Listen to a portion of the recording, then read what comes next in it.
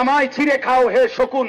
এই কবিতা শহীদ শরীফ উসমান হাদি নিজেই আবৃত্তি করেছিল।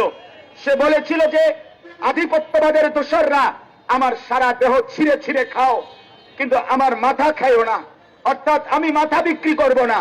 কিন্তু দুশ্মন শহীদ শরীফ উসমান হাদির মাথায় গুলি করেছে, জীবন দিয়েছে, কিন্তু শহীদ শরীফ উসমান হাদি প্রমাণ করেছে ধ্রিম ধ্রিম বাজে গণ তুন্দুবি দামামা, হাকে ধীর শির দেগা লিহি দেগা আমামা।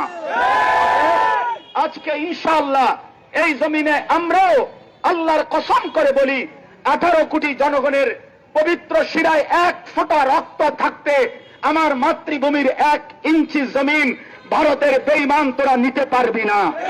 এই জমিন 1 রক্ত নয়, 1 হাদি নয়, লক্ষ কোটি হাদির রক্তের পবিত্র জমিনে প্রয়োজনে খুন ঝরবে, কিন্তু আজাদি থাকবেই থাকবে, থাকবেই থাকবে, থাকবেই থাকবে।